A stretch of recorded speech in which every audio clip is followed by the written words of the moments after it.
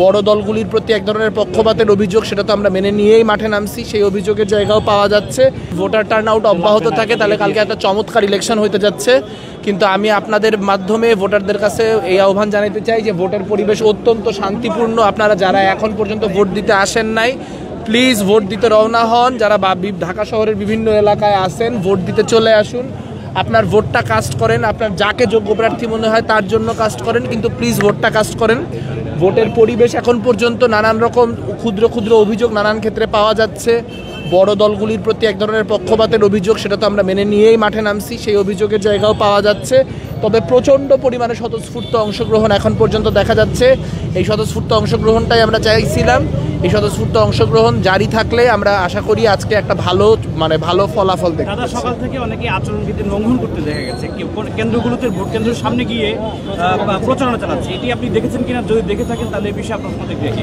আমি কেবলই ক্যাম্পাসে ঢুকলাম। আমার আসলে 12 দিন বেড রেস্টে থাকার কথা, সো আমি আসলে সকালবেলা আসতে পারি নাই। আমি কেবলই ঢুকলাম। আমার ব্যক্তিগত অবজারভেশনের জায়গাও এখনও তৈরি হয় নাই, এবং প্যানেলের সাথে যে আলোচনা, সেই আলোচনাও আমি এখনও করতে পারি নাই। আমি আসলে ক্যাম্পাসে এসেই প্রথমে ভোটটা দিতে ঢুকলাম। সো ভোটটা দেওয়ার পর অন্য কেন্দ্রগুলো ঘুরার পরে আমি হয়তো আপনাদের একটা অবজারভেশন দিতে পারবো। জয়ের ব্যাপারে কতটুকু আশাবাদী? জয়ের ব্যাপারে তো আশাবাদী। আপনার একটা উত্তর নিয়ে আমার একটু আছে, সেটা হচ্ছে আপনি একবার বলছেন বড় দলগুলোকে যে অভিযোগ আসছে সেটা মেনে নিয়েই আপনি ভোটের মাঠে, আবার বলছেন যে এটা ধারা যদি অব্যাহত থাকে তাহলে সুষ্ঠু একটা সুন্দর নির্বাচন পেতে যাচ্ছে। তাহলে এটা না, ব্যাপারটা হচ্ছে যে প্রতিবন্ধকতা, কাঠামোগত প্রতিবন্ধকতা আছে, কিন্তু যদি ভোটাররা ব্যাপকভাবে উপস্থিত হয় তাহলে আসলে এর মধ্য দিয়ে কোনো ম্যানিপুলেশন, কোনো ইঞ্জিনিয়ারিং, কোনো কিছু সম্ভব হবে না।